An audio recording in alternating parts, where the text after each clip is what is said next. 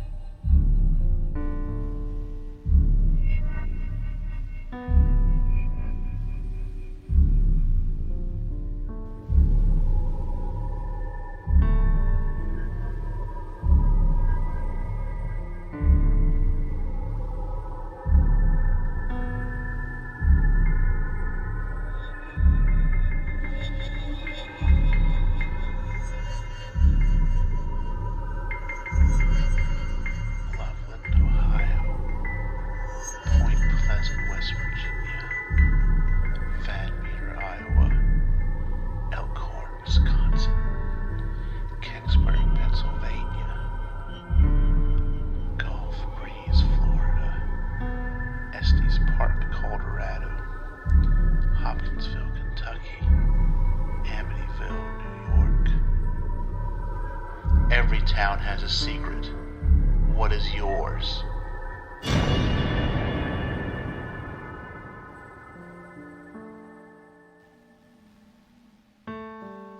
Hello, everyone, and welcome to episode 1 of Season 3. This is the Season 3 premiere of Small Town Secrets, and I finally got my levels kind of back to where I wanted them to be. I've been messing around a lot with trying to record some guitar and stuff, so everything's screwed up. And I think I just got it back to a somewhat normal level to where I can get back into the groove of it. But yes, this is the first episode of Season 3, an episode long in the coming, I think. I kind of noticed at end of Season 2, I'm looking at what I have planned out. I'm like, I've done like 20 episodes of this show, and we haven't done like a Bigfoot episode yet. Or at least an episode where Bigfoot is on the featured towns of that episode. I know we've talked about it in some news stories and maybe a listener story or two, but he's never gotten a featured segment on this show, so I thought the beginning of episode 3 would be a great episode to correct that. And so that's what we're doing tonight is Willow Creek, California, which is pretty much known as the Bigfoot Capital of the world, and Fouke, Arkansas, which is a fantastic story, and one I think I ended up doing a lot more notes and stuff on than I originally intended, so it took a little bit to get this episode together. But this is Season 3. I'm going to concentrate this season on being a pretty diverse season. I don't think, going through here real quick, if we really have, I don't even know if we double up on states or locations. I think everything, as far as I can tell, okay, we might go to California a couple of times.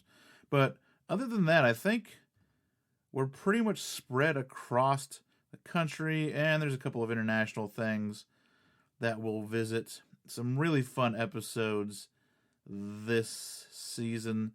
And maybe a few surprises, maybe a few topics that no one will be expecting. So a lot to look forward to in the next 20 weeks or so as we make our way through Season 3. The other thing, I just want to let everyone know, I'm going to begin work on a Patreon starting this season, hopefully. I'm not going to put like a big timestamp or anything on it. I'm going to shoot for hopefully by episode 5 of this season of getting it up and running, but I'm not going to stress myself out about it. When I get around to getting it ready and it's ready, then I'll let everyone know what it's going to be. But I think that's all kind of the housekeeping notes. Let's just crack into the episode. Let's get into some Bigfoot. But before we get into some Bigfoot, let's listen to a Big Heads Media promo. This one from History of the Atlantic World. So I will be back right after this. The History of the Atlantic World is a long-form history show that tells a tragic tale of conquistadors, war, slavery, and genocide. But within the tragedy of life lay the inspirational stories of revolutionaries, escaped slaves, and pirates. I'm Jesse Wiest, your allegedly hilarious host, and this story begins in 1492. With the tale of someone so infamous you already know his name. And I am back and ready to begin some Bigfoot goodness. So like I said, the first town I'm going to go through, the first town I'm going to talk about is good old Willow Creek, California. Willow Creek is technically a census-designated place with a population of 1,710. It's nestled on the northeast end of Humboldt County in Northern California, like Northern California. Willow Creek is known as the Bigfoot Capital of the world, and for good reason. Not only was the wildly controversial Patterson-Gimlin film shot there, but also tracks found in the early 1950s would lead to the term Bigfoot being coined. On the morning of July 28, 1958, Jerry Crew started his long 2.5-hour commute from his home in Saylor, California. He was working on a years-long construction project in the Shasta Trinity National Forest, close to the Willow Creek area. Most employees had set up temporary housing on the site so they could be more close. Jerry had opted to drive there and back for the week, so he'd drive there on the week, stay for the week, come back on the weekends. He had many obligations to his community up in Saylor, so he didn't want to give those up, and that's why he made the commute. As Crew approached his bulldozer that morning, he noticed it was surrounded by strange tracks. He didn't think too much about them at the time, but when he actually got up into the seat of the dozer and looked down at them, they seemed human-like and were very large. Crew brought this to the attention of his foreman, Wilbur Shorty Wallace. Once Shorty saw the footprints, he thought that whatever made them had been the culprit for some other strange happenings around the site. Shorty said that in another part of the construction site, a 450-pound oil drum had been thrown into a gully. And he knew that it had been thrown because none of the foliage or the grass or anything in the gully had been disturbed. So it didn't roll down, nothing carried it down. It was just, undisturbed gully and then oil drum at the bottom of the gully. A 700-pound spare tire had also been tossed into a ditch. Once word got around, other employees started coming forward, also reporting large footprints. Crew made plaster casts based off the suggestion and instruction of a taxidermist named Bob Titmus. His story and pictures of Crew and his plaster cast were published in the Humboldt Times, and the writer of the article, Andrew Genzoli, used the term that many of the construction workers had started calling the creature that made such big feet. They called it, of course, Bigfoot. That's not the end of the story of the Bigfoot tracks. In 2005, the sons of a noted practical joker and logger, Ray Wallace, came forward after his death and claimed that it was their father who had made the tracks that Jerry Crew found. The son said he used stompers, wooden carved feet he wore much like snowshoes, to make the tracks.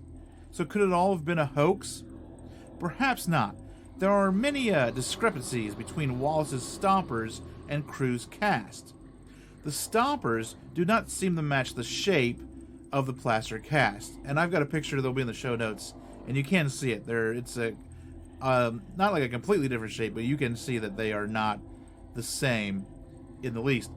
The details, such as dermal ridges and the depth of the tracks, could not have been recreated with a wooden carving. So what this is kind of positing is that dermal ridges are really hard to fake. They're the little round, little tracks that you have in your fingerprints and your toes and everything. So, one, no one ever thinks to do that when they're making fake tracks, and two, it's time consuming and hard to do. The other thing is that these tracks were deep enough that they had to have been made by something heavy. Something much heavier than a normal, a guy. So whatever made them was weighed enough to press down so far into the dirt to make these tracks. And also, no one's really been able to quite recreate those tracks based off of the method that they claim their father used.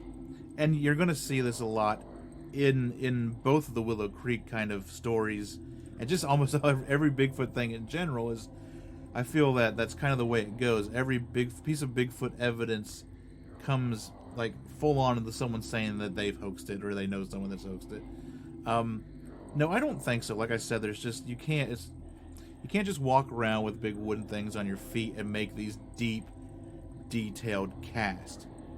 So I don't know if they were just trying to. I don't know what it is. I'm not going to cast aspersions on anyone, but there's been some talk back and forth about which is which and what actually happened. But being a town close to the footprints that started it all would probably be enough to earn Willow Creek the moniker of Bigfoot Capital of the world. However, 954 frames of 16mm film shot in 1967 is what would really earn Willow Creek its nickname. Roger Patterson and Robert Gimlin rode out on horseback along Bluff Creek, a tributary of the Klamath River. Patterson was an avid Bigfoot researcher and cowboy. Sparked on by reports of new Bigfoot tracks in Bluff Creek, Patterson and Gimlin had decided to go out and shoot some documentary footage about the tracks. When the two men came around a bend, they came upon a large uprooted tree blocking the creek. At first, their horses began to rear and act strange, and soon Patterson and Gimlin found out why. Walking up the creek bed was a gigantic ape-like humanoid covered in dark hair. Patterson jumped off his horse and grabbed his rented 16mm camera from his saddlebag. He started shooting, dropped the camera, and quickly picked it up and shot what would easily become the best and most widely debated footage of Bigfoot. The 59.5-second motion picture depicts the creature walking up the creek. It does not seem to react to the men until Gimlin rides further into the creek. At that point, it looks over his shoulder as it continues walking off into the trees. Over the years, the film has been attempted to be debunked, but to this day, it still remains the best video evidence of Bigfoot. Most skeptics claim that what we are seeing is just a man in an ape costume, even though many have come forward to claim that they are the person in the suit. None of their claims have ever been corroborated. So you got it's weird because you don't have just like one guy coming up and saying, he did it. There's been a few, and a lot of them don't even know like where to go to find, they couldn't find the site. Analysis of the film have shown that whatever is walking in the film has muscle mass underneath the skin and is therefore not a costume. However, the film is just blurry enough, like most Bigfoot evidence, that you can't really make a conclusion either way. Skeptics also point out the wobbly gait the thing in the video has as further evidence that it's a man in a costume. There have also been studies that have shown that a person in a costume, actually a person just in general, cannot possibly walk like the creature in the film is walking. And it does walk a little weird. There's a great episode of Monster Quest. It's season 1, episode 5, which is the Bigfoot episode, which is weird because it's not the first Bigfoot episode, but that's the one they just call Bigfoot, where they do a study, and they cannot get someone to recreate the walk. He's hunched over and he's got, he just can't do it.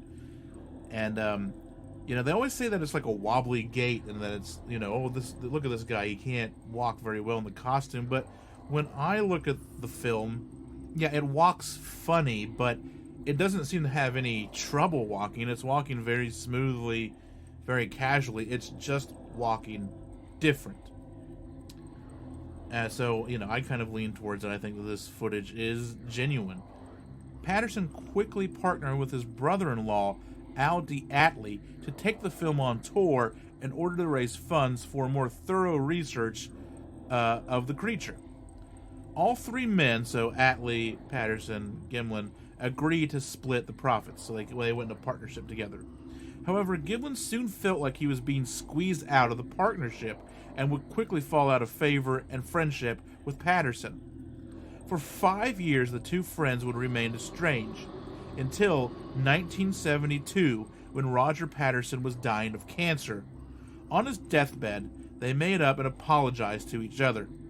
Patterson told Gimlin that as soon as he was better, they would go out and find the Bigfoot.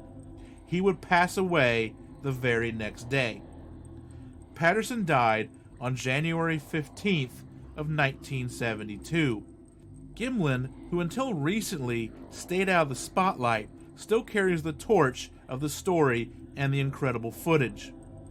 If you get a chance to visit Willow Creek, make sure to stay at the Bigfoot Hotel and check out the Bigfoot Museum and shop around at Bigfoot Books. And make sure to take a hike at Six Rivers National Forest. Who knows what you'll see? But that's, one, it's not just a story of Bigfoot, it's a story of friends and coming together and just, not letting something get between you. But, like I said, Gimlin, he kind of stayed out of the spotlight until very recent, until 2005-ish, where he's done some interviews, and he still, he, for the most part, he maintains his story. He, he carries the torch. Patterson did self-publish a book about Bigfoot with a bunch of hand-drawn maps and stories taken from newspapers and stuff around the time, which I would love to get my hands on. So that's something I'm going to try to track down. It was published in the 60s, I think, and then republished in 2005 under a different title and had some more stuff added to it. But that's the story of really what kicked off the Bigfoot craze. And just like the UFO thing, you can track it to this point in time, but as we know now, there's so many more sightings and encounters that happened, before this that help, I think, substantialize it, because you can sit there and go, oh yeah, this, this was hoaxed, but what about all the sightings and stories that came before this? Like I said, he wrote, in quotation marks, a whole book based off of newspaper clippings that he had of other sightings that, predate this stuff.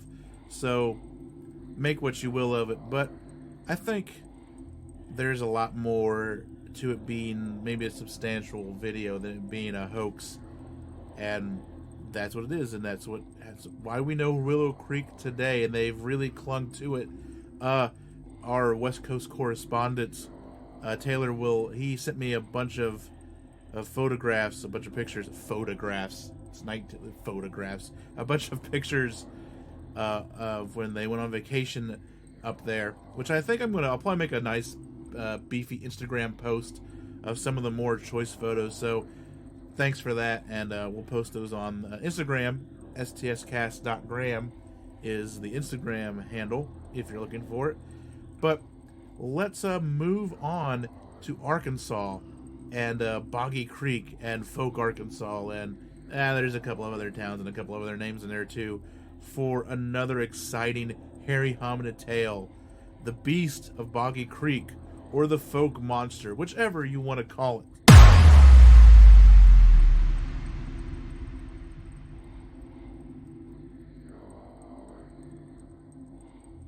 And we're going to move on to Fouke, Arkansas, and talk about the Fouke Monster, or like I said before, possibly the Beast of Boggy Creek.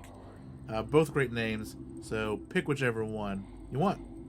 The Pacific Northwest isn't the only place that may harbor an elusive creature.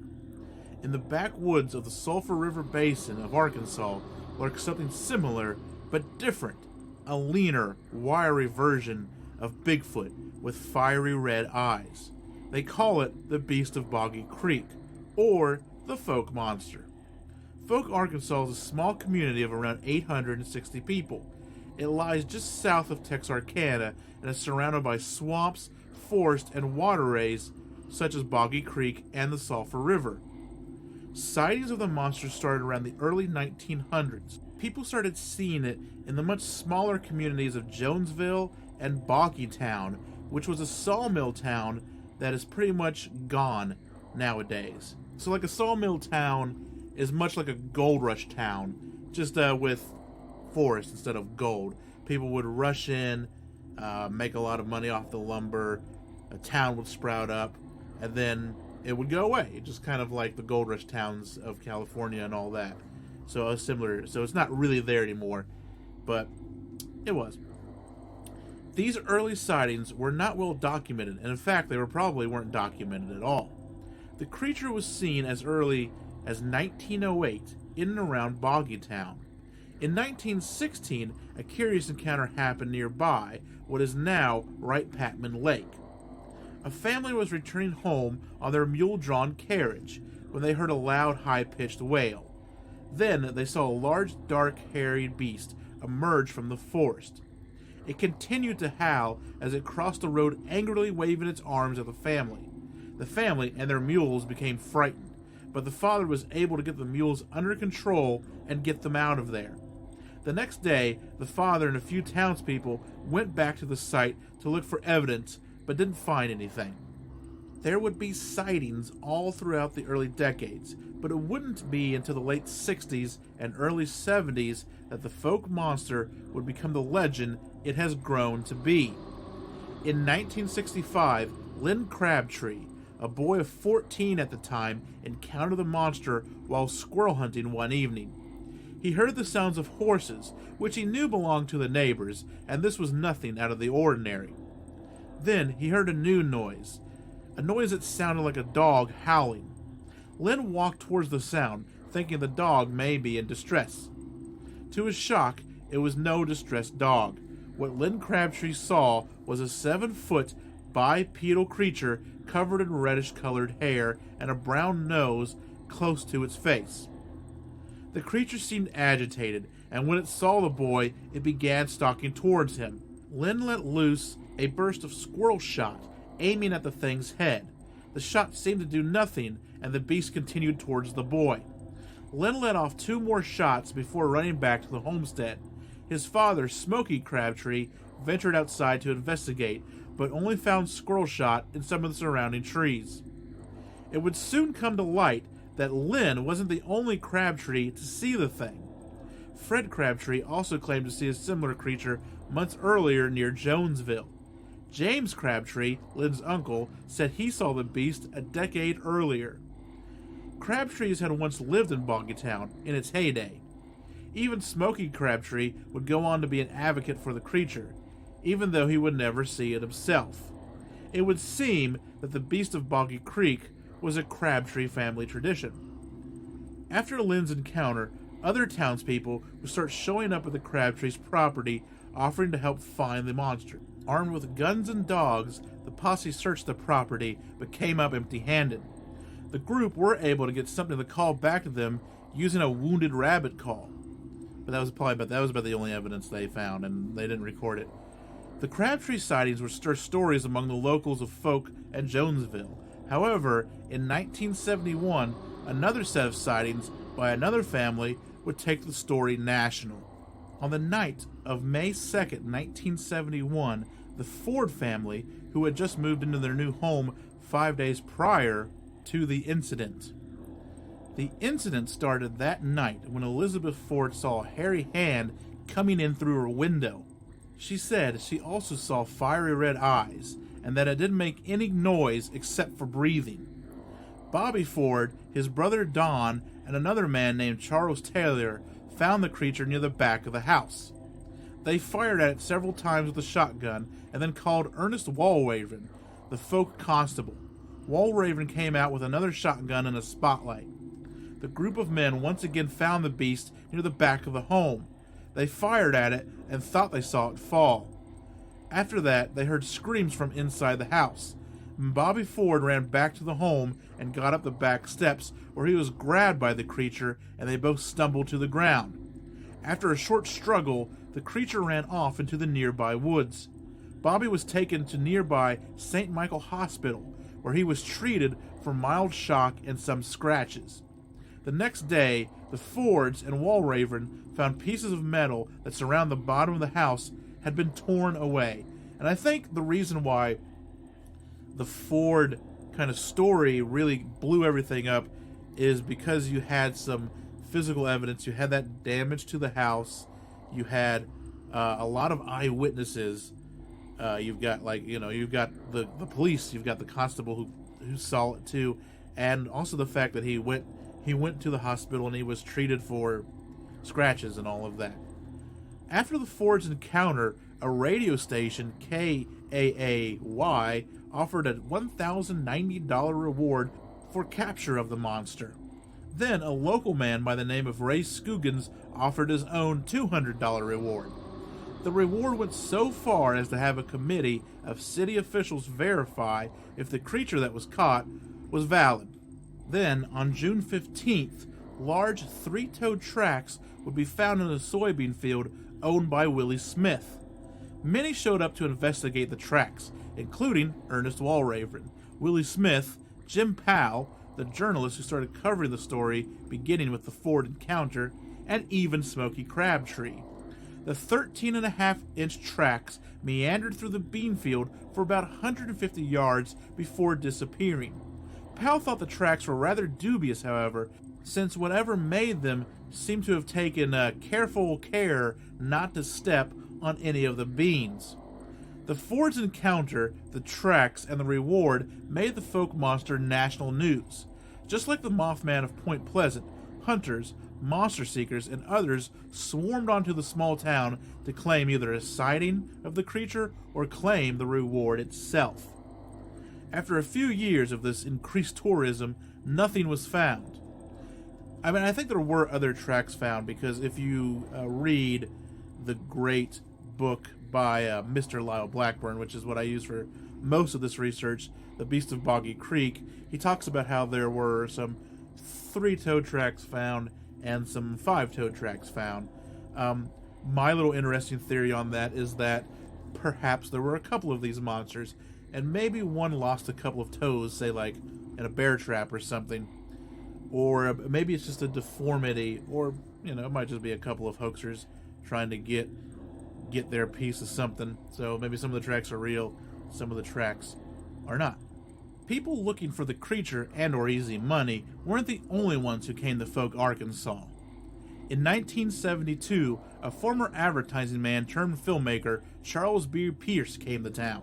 Using a documentary style and a script based off of many encounters around the area, and even witnesses and townspeople as actors, including Smokey Crabtree as a sort of an advisor, he made The Legend of Boggy Creek. The film would go on to become a cult classic. And I haven't seen it, but after researching this case and reading the book, I'm going to find some time to give that a watch. The Crabtree and the Ford encounters were not the only sightings that happened around the time. On May 24th, 1971, 3 people would be driving near Boggy Creek one night: Mr. and Mrs. D.C. Woods and Mrs. R.H. Sedgas. Suddenly, a giant monkey-like creature ran across the road close to the car before disappearing into the forest. The Woods had lived in the area for years and were respected by the community, which led credence to their story. A month after the Ford incident, Gloria Dean Ritchie saw the creature squatting on an embankment across the street from her home near Texarkana on Oat Street. Ritchie and 2 other witnesses, Jerry Smallwood and Junior Goodman, shined a light on the creature, which caused it to run off into the woods. It returned minutes later, and this caused the men to grab their guns and call the police. A search of the area did turn up some 4-inch wide tracks by a nearby fertilizer plant. Famed polka rock musician of the band Brave Combo, Carl Finch, saw the creature as well. Finch was on his way to a Battle of the Bands in Shreveport, Louisiana. The band was driving down Highway 71, which at the time was really the only way in and out of Fouke, Arkansas. Was you had to get there by Highway 71. Now there's a couple of other routes into it, so you'll see a lot of action in the story on Highway 71. It was a spring night in 1967 when they saw what may have been the Fouke Monster. They saw the creature in their headlights. The creature was running in the same direction as the car. It was running pretty fast and ran along the car as they closed the gap. They saw its lanky body covered in hair. The beast did not seem to react to their car at all. As years go on, sightings have waned, but are still reported to this day. However, even though the hysteria surrounding the Fouke Monster has died down, there is still one more facet to the story. In 1991, Smokey Crabtree came into possession of a skeleton. 2 men had found it near the Texas-Louisiana border. The headless and skinless remains were that of a large creature. Crabtree made a deal with the other 2 men to share in any future profits the skeleton may bring. He would keep it in a glass coffin on display to a select few. However, investigation later into the remains had uncovered that they were most likely that of a Siberian tiger that had died of pneumonia. The tiger had belonged to a Texas man who raised exotic animals. If you read Lyle's book, he kind of tracked down, I think, a Texas sheriff, who basically said, hey, this is where it came from. We can pinpoint where it came from. And there's a newspaper article in there as well that pretty much sum up that this is what the thing is. That's the thing. Without the head, it could have really have been anything, depending on how the skeleton is arranged. Not saying that Smokey hoaxed it, but I just don't know if he knew what he had at the time. And I think maybe just excitement and imagination may have gotten the better of him in that case. There are many ideas as to what the Fouke Monster is. Perhaps it was an escaped ape from a circus train wreck, as some around the area have said. There doesn't seem to be such a documented train wreck in the area around Fouke. I mean, like Lyle points out, and it just kind of makes sense, if a circus train wrecks, you're going to know about it. There's going to be some coverage of it. There was, however, 2 circus trucks that overturned in the town Mena, Arkansas. 2 trucks from the Camper Brothers Circus overturned on Highway 71, and among the escaped animals were 3 monkeys. Mena is 120 miles north of Fouke. Could a family of these monkeys survived and for some reason settled around the Fouke area? Could it just be a large cat, such as a panther or mountain lion? Even though the park services of Arkansas say there are no such creatures, there may be small amounts of these cats around. The Park Service basically says, no, they don't live here, but you may encounter, there's not large enough numbers for us to really be able to, document them and say, yeah, there's, so there might be small packs, pods of cats here and there, but not enough to warrant, a large population of them. Many of the sightings have taken place in the dark, which would make it possible to misidentify the creature. Too many of these encounters, though, seem to debunk this idea, since the animal always seems to be bipedal. Maybe, just like Bigfoot, it's just yet another undiscovered creature. There are many thousands of square miles of forest all over this country. If these animals are very few in numbers, let's say there's only 50 of these things, a couple of Bigfoot, a couple of Fouke monster type creatures, a couple of Ohio grassman type here, it would be, the chances of you ever spotting one, let alone getting on film, would be slim to none, I would think. Whatever the Beast of Boggy Creek is, one thing is certain. It has become a part of Fouke, Arkansas's DNA. And I really I would love to see a picture of this thing, because it just seems way more scary than Bigfoot. There's some great drawings, some great artwork in Lyle's book. So, like I said, I'm going to have that linked in the show notes. Grab a copy of it, give it a read. He really goes into some stuff. He has some appendices in the back where he breaks down pretty much every scene of the movie and goes, this scene was based off of this encounter. This scene was based off of this experience. And then I think there's another appendix in there that is just kind of a summary of just encounter and sighting after sighting after sighting. And he still goes out there today. People still call him to come and check out sightings of the Fouke Monster today. I think he's working on a couple of new sightings right now. But that has been our Bigfoot stories, Fouke, Arkansas, and Willow Creek, California. We're going to take a short musical interlude. No new music yet. I'm hoping next episode to have a new track ready to go. But after that, we're going to come back and we're going to do the local headlines.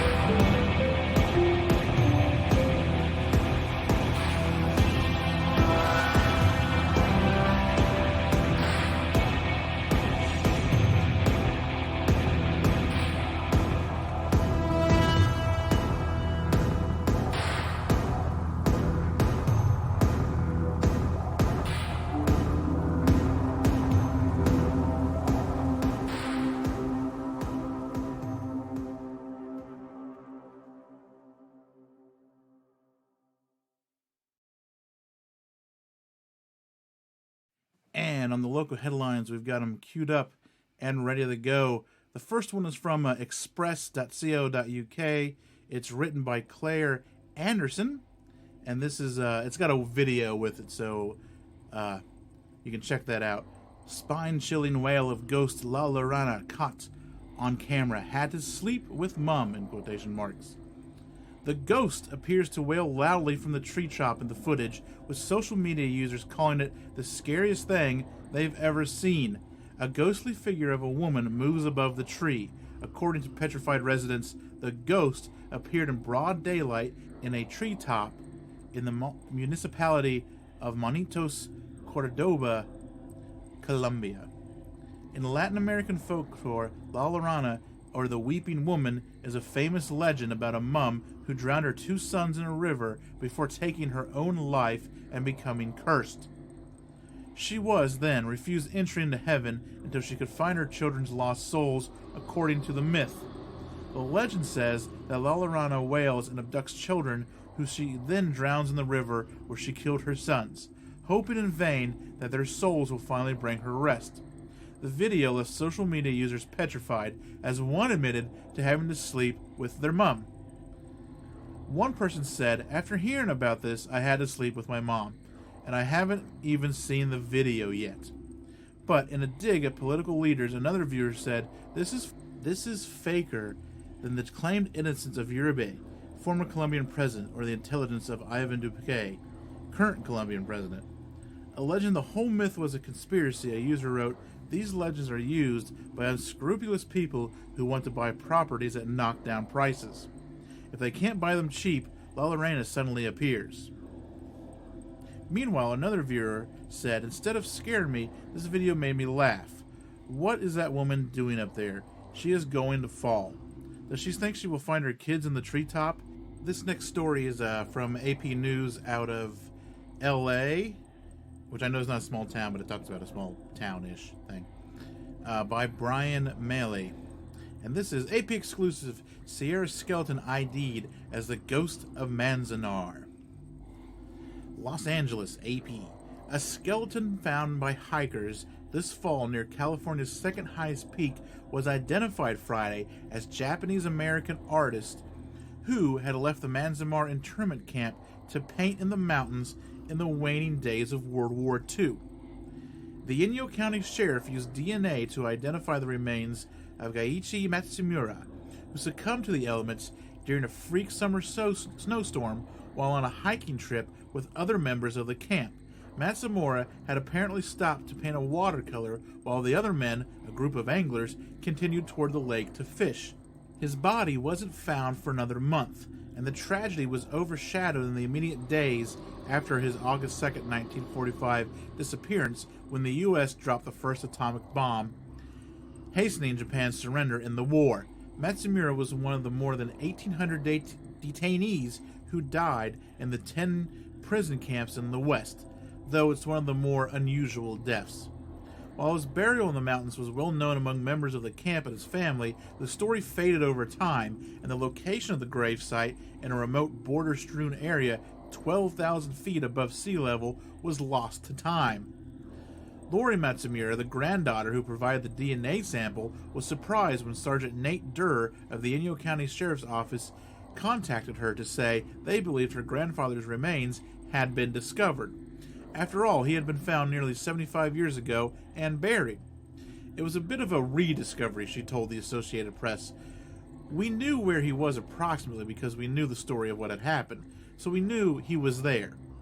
As a girl, she was haunted by a photo her grandmother showed her of the pile of stones where her grandfather was buried beneath, a small marker in the remote mountains. Once in a great while, she would bring it out and say, "Oh, this is all they could bring of your grandfather." And my aunt would be, "No, don't show her that picture," Matsumura said. It did scare me, like, oh my god, that's my grandfather under there? Her aunt, Kuze, told her that her grandfather was known as the Ghost of Manzanar. To this day, it seems like he's not passed away, Kuze, who died 2 years ago at 83, told Manzanar National Historical Site. It seems like he's gone someplace because I didn't see his body. It was on accident on October 7th that Tyler Hoffner and a friend stumbled upon the remains on their way to the top of Mount Williamson. The two were off course on a crude route through a jumble of granite boulders in a basin of lakes when Hoffner looked down and saw what looked like a bone. Earlier in the day, the men had discovered a pile of bones beneath Shepherd Pass, where a herd of migrating deer had plummeted to their death 2 years earlier on a steep, icy slope. At first, Hoffner thought the bone was more animal remains, but upon closer inspection, he realized it was a human skull. Hoffner and Brandon Folan moved the rocks and found an intact skeleton with a belt around its waist and leather shoes on its feet. The arms appeared to be crossed over the chest. Hoffner posted about this find on Facebook forum, describing inaccurately that the skull appeared to be fractured and the shoes were the type worn by rock climbers. He suggested it was a case of foul play. When contacted by AP, the sheriff's office said that there were no signs of a crime. They said it was a mystery, though, because they had searched records of missing reports going back decades and said no one was known to be lost in the area that would fit that description. What officials didn't say, though, was that by the time they had retrieved the bones by helicopter, they had already had a hunch it was Matsumura. While his story was little known, it got renewed attention when the Myanmar Fishing Club documentary film came out in 2012. Director Corey Shizuoka told the story about intrepid prisoners who would escape from the camp at night and slip in the mountains to fish for trout, sometimes for weeks at a time. A segment of the film on Matsumura's death didn't make the final cut. Still, Shizuoka often addressed the tragedy at the many screenings where he spoke and the story became more broadly known. In the final year of the war, the guard towers were no longer manned with armed soldiers and the people were free to leave the camp. The Matsumuras, like many others, had no home or businesses to return to, so they remained behind. When a group of fishermen planned to hike to the chain of lakes in Williamson Bow, Matsumura insisted on tagging along. The trip leader didn't want Matsumura, 46, to join them because he was older and not in great physical shape, but he eventually relented, Shizuoka said. The group of 6 to 10 men headed into Sierra Nevada on July 29, 1945. At some point in the demanding trek, Matsumoto stopped to paint a watercolor and said that he would catch up later. A freak snowstorm blew in, and the fishermen retreated to a cave. When the weather cleared, they searched fruitlessly for Matsumura. 3 later, search parties from the camp also failed to find him. During that period, his wife, Ito, worried so much that her hair turned the color of snow, according to Kuze, who was 10 at the time. I felt sorry for my mom, Kuze told the National Park Service. She couldn't eat or anything. She had black hair and it turned white all of a sudden. Matsumura's decomposing remains were found a month after he was lost by the hikers from the nearby town of Independence. Members from the camp then hiked back up to bury him in a mountainside grave under a sheet his wife provided, according to the Park Service. Atop the granite stones placed on his body was a granite column with a paper note attached to mark the site in Japanese characters. It gave his name, age, and said, "Rest in peace." The burial party brought back clippings of his hair and fingernails, a Buddhist tradition when a body can't be returned, for a ceremony at the camp. Rather than reopen an old wound in the family's past, the finding has awakened interest in learning more about their story and the time in the camp and sharing it with nephews and nieces, Lori Matsumura said. Until she recently saw a photo of the search party, Lori Matsumura never knew her father, Masuri, had played a role in looking for his dad. Her father never talked about the experience, and she now regrets not pressing him for more information. Like many who endured the hardships and humiliation of one of the darkest chapters of U.S. history, when more than 110,000 people of Japanese descent, 2/3 American citizens, were imprisoned because of fear they would remain loyal to their ancestral homeland, Masura Matsumura seemed bitter and rarely spoke of the camp. Lori Matsumura said, he had been close to graduating from high school when his family was sent to Myanmar. After his father's death, Masura Matsumura had to support his mother and 3 siblings when they returned to Santa Monica. He had to take a job as a gardener, as his father had done. Kuze Matsumura said her mother, widowed at 43, worked 2 or 3 jobs, according to the oral history she gave Manzanar. Ito Matsumura was 102 when she died in 2005. She was buried with a lock of her husband's hair and his name on her gravestone. Most of what Laura Matsumura knows of the camp came from her grandmother and aunt who lived across the street from a little home where she grew up in Santa Monica. Now that her curiosity has been sparked, Lori Matsumura has no one to ask about their experiences in camp or impact of her grandfather's death on the family. Her father died last summer at age 94, the last of his generation. I wish we would have dug a little deeper and found out more stories from my dad, she said. He didn't talk about it much. I wish I would have asked him more questions. And it's Manzanar. I think I was saying Myanmar a lot, but the little camp was called Manzanar. And this last one is from Reuters in Denver. Is there an author on this story? Let me get out of reading mode here. Yes, Keith Kaufman is if you've been keeping your ear to the stuff we talk about on the show, you might have heard about this. FAA probes clusters of mysterious drones flying over Colorado. The Federal Aviation Administration has launched an investigation into nighttime sightings of unidentified drones flying in formation over rural northeastern Colorado and southwest Nebraska over the last 2 weeks, the agency said on Tuesday.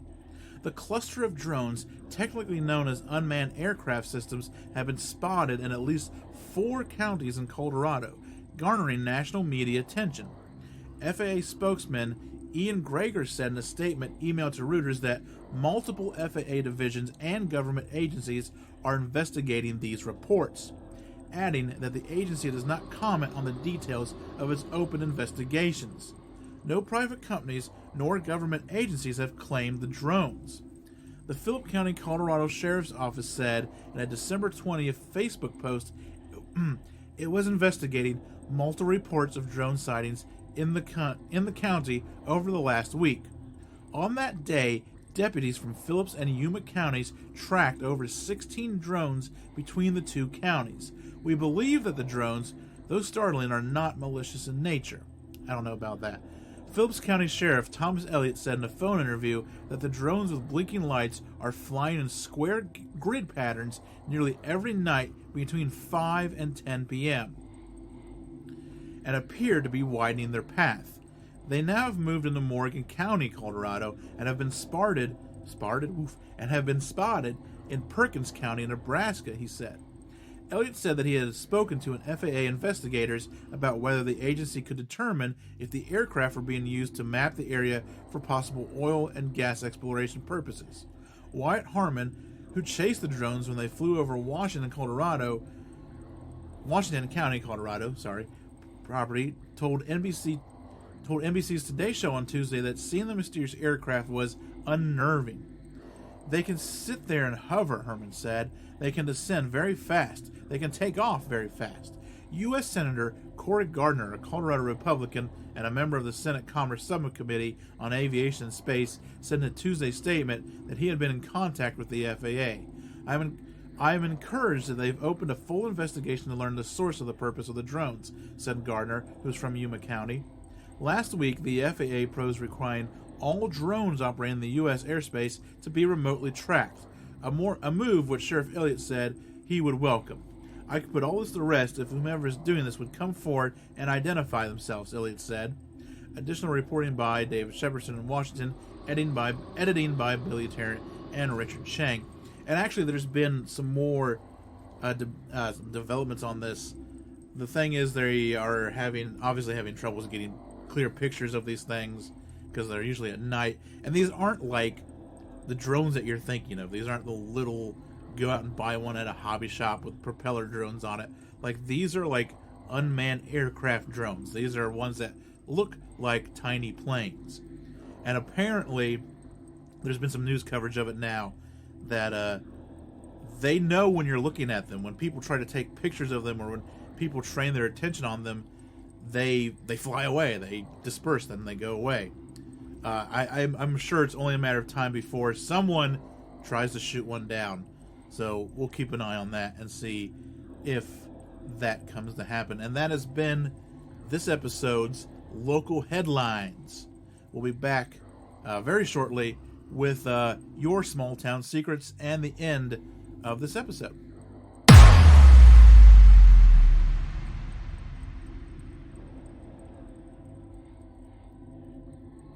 So I think I'm going to just do one short and sweet small town secret this week. The reason being is because I don't know what I did. I had a really bad coughing fit, like right before I started talking about Willow Creek, and my throat and my nasal stuff has just gotten all messed up. So I'm not feeling too hot all of a sudden, and I've had a couple of weird technical issues. So I think I'm just going to do this one, finish up the show, and get it done before something disastrous happens. But I'll save the other one that I had, which is actually kind of long and involved, and I think I can actually dig into it a little more and have a really juicy Your Small Town Secret for episode 2. So, just going to do a real quick one from Columbia, Pennsylvania. This was given to me by Andrew Gable of the Forgotten Darkness podcast. He gave it to me over Instagram. Really simple, he just said, we have the Albatwitches in Columbia, Pennsylvania. Dwarf Bigfoot, basically. And I've heard of the Albatwitches before, and I actually have a great little book. I've mentioned it before on the show, Chasing American Monsters by Jason Offutt. And I grabbed that book. I was like, I bet they're in here. And sure enough, when I got to the Pennsylvania chapter, they were. So I used some information from that and some other stuff and just cobbled together a little thing about what Albatwitches are. The Albatwitch, or apple snitch, has been described as a 4-foot, ape-like creature that enjoys stealing and throwing apples at people. Sightings of the tiny Bigfoot creatures are as old as the state itself. However, there were many sightings starting in the 50s and going on through the 70s, so sort of a Albatwitch flap, if you will, a 20-year-long Albatwitch flap. Columbia even holds an annual festival known as Albatwitch Day, which I think they hold in October, so it's already passed. But if you find out, you can just Google Albatwitch Day. You'll find their website, and they're already planning for this year. So I'm just going to do, like I said, that one little small one, and there's a great one from Bardstown, Kentucky that Richard Caldwell sent me. That's kind of involved, like I said, but I think this will give me an opportunity to really dig into it, and I'm going to save that. And I'll do that one next episode. But that has been a truncated version. I apologize. But a segment nonetheless. And I think that's going to do it for this episode of the show. So once again, thank everyone. I just want to thank everyone for listening and continuing to listen and getting us here to season 3 of the show. Like always, if you have a small town secret to share, anything, a local legend like the Alba Twitches, a UFO story, a Bigfoot story, a personal encounter, a haunting, a true crime thing, whatever. There's a lot of ways to get it to me. You can go to stscast.com, scroll down the bottom of the main page. There's an email form there. You can send it in that way. Also on that page is links to everything. You know, the Facebook is on there, the Twitter. I'll get into that in a minute. You can also grab merch from the site. You can look at show notes from the site, pictures, all of that great stuff. You can also, like I said, get on social media. I am on Twitter, most active on Twitter and Facebook. Both of those are at STScast. And Instagram is different. It is at stscast.gram. You can get at me on social media with your story if you would like. There is also a subreddit, r/STS listener stories, that if you want to go the Reddit route, you can get on there and post your story. And yeah, a lot of ways to get it in here so that we can get it on the show. And I think that'll about do it for episode 1 of season 3. I'll be back in a couple of weeks with another episode. Until then, remember, every town has a secret. What is yours?